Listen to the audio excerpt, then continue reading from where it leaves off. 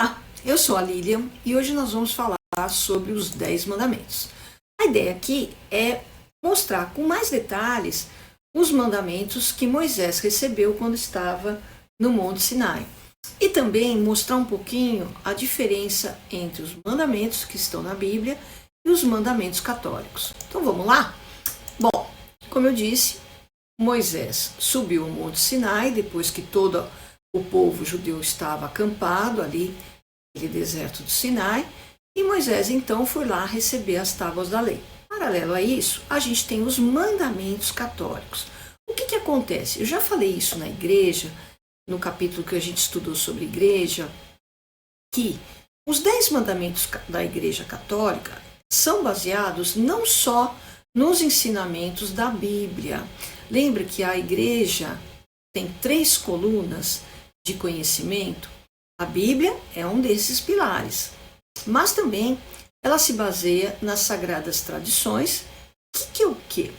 As sagradas tradições são o que os apóstolos e os santos ao longo dos séculos foram recebendo de revelações por parte do Espírito Santo. E o terceiro e último pilar é o sagrado magistério, ou seja, através do conhecimento, do estudo, a igreja se reúne em seus concílios e definem os dogmas, as verdades de fé, que então ela define para nós que somos os fiéis da Igreja Católica. Então eu vou te mostrar um pouquinho as diferenças que existem entre os 10 mandamentos escritos na Bíblia e os 10 mandamentos que nós definimos para nós católicos, tá bom? Então, o primeiro dos mandamentos é: não terás outro Deus diante de mim. Ou seja, eu sou o único Deus. Nós já colocamos de uma forma diferente: amarás a Deus sobre todas as coisas. No mundo, e o mundo engana muito, ele te apresenta muitos deuses. A fama, prazer, riqueza, poder, e tudo isso confunde a nossa cabeça. Então, quando você fala eu sou o único Deus, lá no passado eles faziam às vezes uma estátua na forma de um bezerro, por exemplo, e começava a prestar culto. Não existe isso, gente. Deus é um só. Aqui não, aqui é uma coisa muito mais sutil.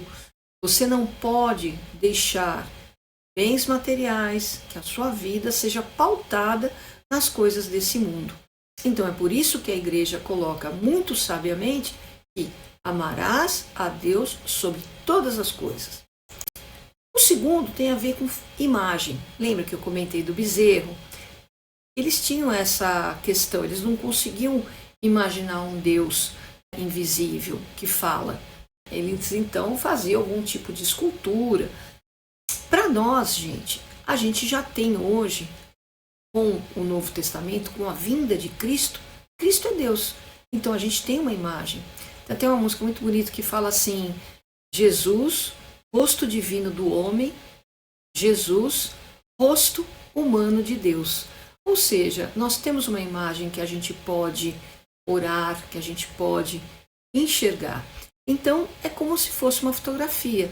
Você tem a fotografia de uma pessoa que já não está mais conosco, já faleceu, mas não importa, aquela foto representa alguma coisa significativa para você, alguma coisa sagrada para você. Assim também uma escultura de Cristo, de Nossa Senhora, dos santos que a gente teve o prazer de conhecer a sua vida, a sua obra. Então, para nós, imagem é uma coisa concreta.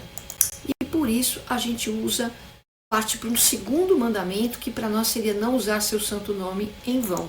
Aqui seria o terceiro mandamento que está na Bíblia.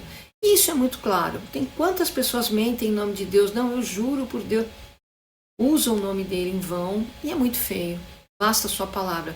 Jesus falava assim: seja o seu sim, sim, e o seu não, não. Para nós temos o guardar domingos e festas. Para eles, respeitar o dia do Senhor, que é sábado. Lembra que Deus descansou no 7º dia? Assim, para os protestantes e para os judeus, o dia de Deus, o dia do Senhor, é o dia de sábado. Mas para nós, não. A partir do momento que Cristo ressuscitou e nos deu a esperança da vida eterna num domingo, para nós o dia do Senhor é o domingo. E também festas, né? Quarta-feira de cinzas e assim por diante. Aí vem o quinto mandamento que é importante a gente colocar, que é honrar pai e mãe. Nosso é o quarto mandamento, honrar pai e mãe. Depois da relação com Deus, a coisa mais importante em relação à nossa vida terrena é a forma como a gente honra nosso pai e nossa mãe. Então, pai e mãe são sagrados, tá? E é importante a gente perceber isso porque às vezes o relacionamento com pai e mãe é difícil, às vezes é bem complicado, mas a gente tem que ter tolerância, a gente tem que ter generosidade para com aquelas pessoas que cuidaram da gente. E assim também os nossos avós e bisavós, quem tem a graça de ter eles vivos. Não matar. Aqui também nós seguimos. Não matar. Não cometer adultério. Aqui vem uma diferença também em termos de interpretação da Igreja Católica de forma muito sábia. Não pecar contra a castidade. E o que seria essa castidade? Casto é puro, inocente. Então a gente tem que evitar tudo aquilo que nos rouba a inocência. Claro, não só nossa, mas das crianças, dos jovens. Então quando você vê, por exemplo, um filme pornográfico, ou você vê um filme que está te induzindo, está querendo te doutrinar, sabe aqueles filmes wokes, etc., cai fora, porque isso não é para você. Então, quando você fala o cometer adultério no Antigo Testamento, era muito focado no marido trair a mulher, ou a mulher trair o marido. Aqui é uma coisa muito mais ampla, é tudo que tira a tua inocência, tudo que tira a tua pureza. Então, drogas, por exemplo, você tem um corpo são que Deus lhe deu, você tem a casa do Espírito Santo, você tem a sua alma nesse corpo. Por que você vai se drogar, se alcoolizar? Então a castidade é uma coisa muito mais ampla do que simplesmente essa questão do adultério. Não roubar, para nós também faz sentido. Agora veja, não matar, não roubar, gente, é muito mais amplo.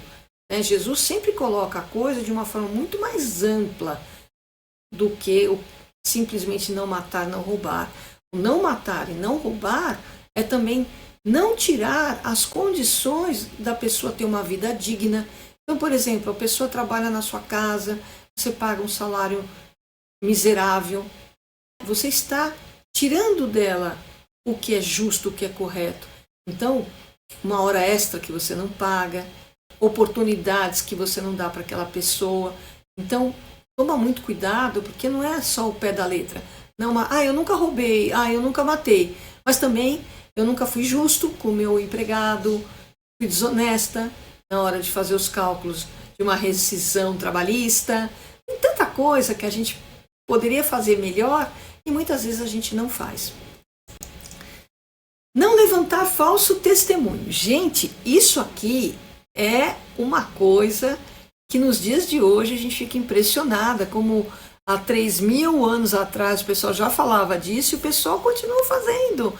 Você conhece aquela historinha que fala, o vizinho falava, aquele cara, meu vizinho é ladrão, meu vizinho é ladrão. Um dia sumiu um negócio lá do vilarejo, todo mundo foi para cima do vizinho, porque o outro chamava ele de ladrão, porque ele é ladrão. Muito bem. Até que então prenderam o rapaz e descobriram que o rapaz era inocente. Aí o rapaz veio e processou esse vizinho que falava mal dele, levantou um falso testemunho. Aí diante do juiz, o juiz fala, olha, amanhã o senhor volta aqui que eu vou lhe dar a sua sentença. Agora o senhor escreve direitinho essa história. O juiz deu para o juiz picou e falou, o senhor vai levando e solta no caminho. Amanhã o senhor volta aqui. Quando ele voltou no dia seguinte, o juiz falou assim, antes do senhor receber a sua sentença, o senhor volta e pega todos os papelzinhos que o senhor deixou ao longo do caminho. Aí o rapaz que tinha feito falso testemunho falou, não dá, porque nessa altura do campeonato o vento espalhou. Ele foi exatamente isso. O senhor não sabe onde foi parar o seu falso testemunho, falando mal dela quando ela não tinha feito nada. Então é mais ou menos assim, gente. Quantas pessoas são chamadas de fascista, racista, corrupto, ladrão, E às vezes não é. E a gente trata a pessoa mal e publica no Facebook, nas redes sociais, difamando uma pessoa, quando na verdade não deveria. Se a gente seguisse os 10 mandamentos, a gente saberia fechar a boca, guardar para si aquela impressão que a gente tem da pessoa, até que realmente se confirmasse a nossa suspeita, mas jamais levantar um falso testemunho sobre alguém. E a última que a gente está falando aqui é não cobiçar as coisas alheias. E aqui, gente, a Igreja Católica, ela compreende que as coisas alheias não está inclusa a mulher. Nós não somos coisa, somos pessoas. Então a gente tem o 9º mandamento, que é não desejar a mulher do próximo. Quantas pessoas casadas não respeitam esse sacramento tão importante que é o matrimônio? E quantas pessoas que não são casadas não se importam em não respeitar aquela pessoa, aquele homem, aquela mulher que são casados? Então, isso é o 9º mandamento católico. E o 10º, aí sim, não cobiçar as coisas alheias. O carro, a casa, os objetos, moto, que é diferente, porque Jesus já nos dá um outro patamar de relacionamento. Jesus, ele quer que nós, mulheres, sejamos valorizadas, não mais como coisa, mas como indivíduos que pensam e se relacionam com um outro, o homem, no mesmo nível de igualdade. Então, é muito legal os mandamentos da Igreja Católica e a diferença dos mandamentos na Bíblia. Nós, católicos, nos baseamos na Bíblia, mas também nos ensinamentos dos nossos santos apóstolos e o próprio magistério da Igreja, que também, através de concílios, de análises, de estudo, fizeram os dogmas e criaram as verdades de fé. Então, se vocês forem ver as pequenas diferenças que existem dos protestantes e do judaísmo, nós, católicos, eu acredito, somos mais evoluídos. Tá bom, gente? Então, é isso que eu queria dizer sobre os mandamentos. Espero que vocês tenham gostado e até o próximo encontro. Até lá! Obrigada por chegar até aqui. Se gostou, deixe seu like, se inscreva no canal, escreva seus comentários, dúvidas e sugestões. E até o nosso próximo encontro.